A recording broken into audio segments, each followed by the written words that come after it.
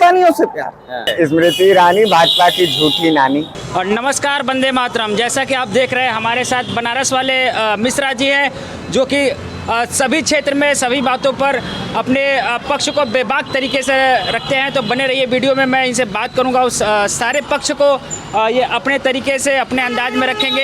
हरीश मिश्रा, मुझे बनारस वाले मिश्रा जी के नाम से लोग जानते हैं। जी, तो आप जो है जो सीमा हैदर है उसको आप किस नजरिए से देखते हैं? पाकिस्तानी एजेंट है और उसको तो भारत में इतने दिन से रख रहे हैं। अमित शाह जी को अपनी जिम्मेदारी लेते हुए अपना इस्तीफा दे देना चाहिए था। पाकिस्तान से 5 देशों से घूम करके आ रही है और चौकीदार कहता है हम 18 घंटे काम करते हैं। आप सुरक्षित हैं?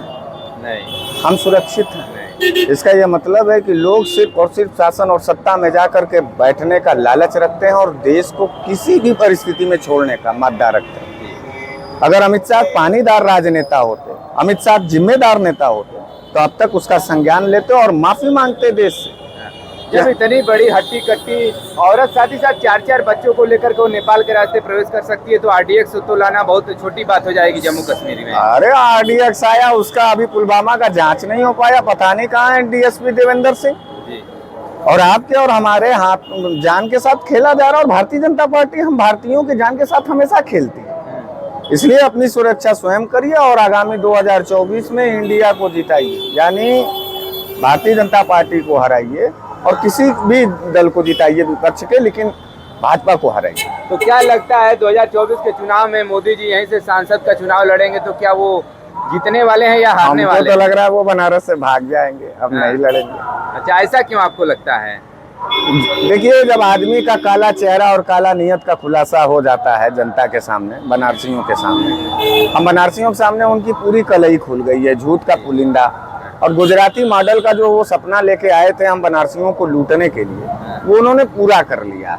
अब हम बनारसी लोग अपना हक, हिस्सा और अपना दायरा उनको नहीं देने वाले हैं।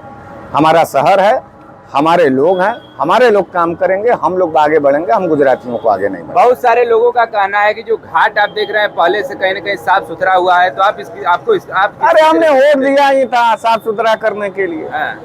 वोट क्यों दिया था? साफ सुथरा करने के लिए कि गंदगी करने के लिए? वोट दिया था, साफ करवाए हैं। तो फिर आप क्यों हरवा रहे हैं उनको इस बार? इसलिए क्योंकि उनका झूठ, उनके देश बेचने की प्रवृत्ति, उनका देश के साथ धोखा देने का आदत, उनका अंडा बंडा बात हटाना है। ऐसे लोग नहीं है। अच्छा, 15 लाख अभी अकाउंट में आए नहीं है। अरे भाई, नोटबंदी का कोई फायदा बता दीजिए। जीएसटी इतना पूरा का पूरा पैसा तो वापिस चला गया बैंक में। वो चोर टाइप के लोग हैं ये लोग। राहुल गांधी झूठ नहीं बोला था कि चौकीदार। बताइए जो है कि राहुल गांधी की सदस्यता रद्द कर दी गई, इसको आप किस नजरिए से देखते हैं? घबरा गई है भारतीय जनता पार्टी। जिस पप्पू को बनाने के, जिस राहुल गांधी को पप्पू बनाने के लिए इतने 1000 करोड़ रुपया खर्च की, आज उसी पप्पू की लंबी लकीर ने बौना कर दिया नरेंद्र मोदी और अमित शाह के पूरे कुनबे को। और उनकी जो सोच, उनकी जो जल्लादी पना है, हमने देखा, तो हर जगह देखा। हमने मणिपुर को देख रहा हूँ, ये चौकीदार हैं, 18 घंटा काम कर रहे थे। डायलॉग तो गुरु ऐसा मारता है अगला आदमी ना, अब फेंक देगा ओलंपिक, क्या फेंकेगा। हम बनारसी लोग बहुत एकदम करेजा जर गया है, अब नहीं सुनना है इनको। ये जाके उधर गुजरात में अपना झूठा मोटा काम करें, यहाँ हम लोग नहीं, देश का बागडोर नहीं देंगे। अब तो उम्र हो गया, अब गुजरात में वो क्या देखेंगे?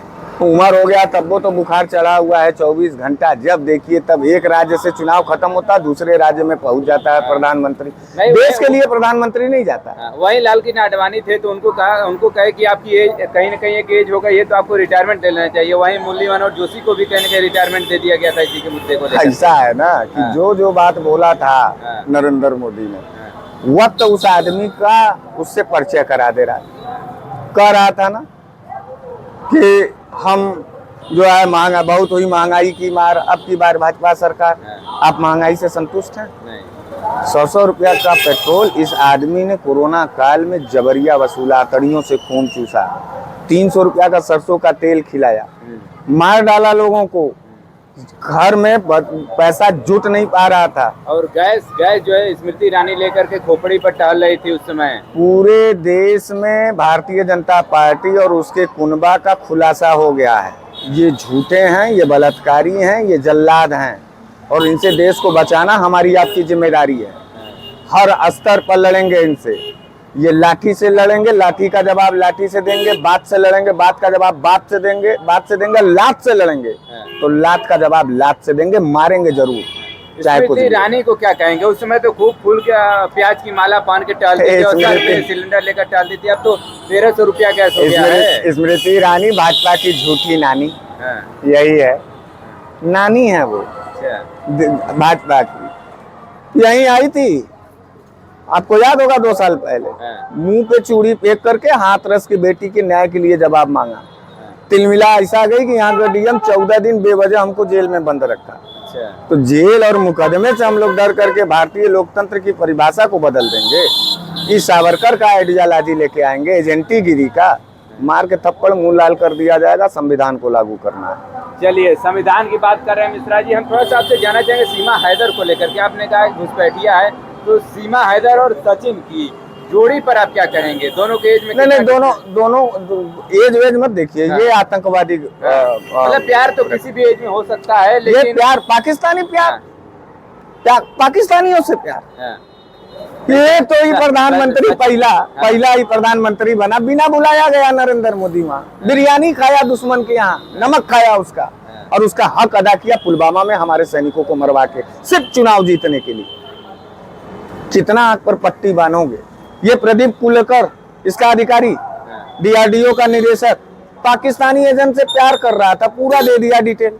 इन सबों भारतीय जनता पार्टी पाकिस्तान का एजेंट है, इसलिए देखिए पाकिस्तान आराम से बैठा हुआ, वो जान रहा है कि नरेंद्र मोदी और भाजपा जैसे कुछ गद्दार हैं उस भारत में जो भारत को बर्बाद कर देंगे। ये तो हमको आपको समझना है, और धर्म के राजनीति में फंसेंगे नहीं। हम अपने पढ़ाई लिखाई के सवाल पर लड़ेंगे, हम दवाई के सवाल पे लड़ेंगे, हम कमाई के सवाल पे लड़ेंगे। फालतू राजनीति का कोई तो जैसा कि आप देख रहे हैं कि हमारे देश की खुद ही जनसंख्या लगभग 150 करोड़ हो गई है, तो अब भारत जो है खुद ही शरणार्थी, एक भी शरणार्थी को बर्दाश्त करने के इच्छुक नहीं है इस समय। अरे भैया यही तो 5 आदमी सब पाकिस्तान से यहाँ पर चले आ रहे हैं, एक स्वयं आ रहे हैं, 4 बच्चे और लेकर आ रहे हैं। अरे भैया यही लेके आ रहा था ना CNRC, हाँ, 6 महीना पूरे देश के बाजार को बंद करना पड़ा, बड़े आंदोलन करने पड़े, कि ये ला रहा था। अब CNRC कहाँ गया? कहाँ गया बताइए? इसका ये मतलब है कि भारतीय जनता पार्टी अपने बातों पर टिकी नहीं रहती है, भारतीय जनता पार्टी अपने सवालों पर टिकी नहीं रहती। भारतीय जनता पार्टी धोखा देने वाली पार्टी है।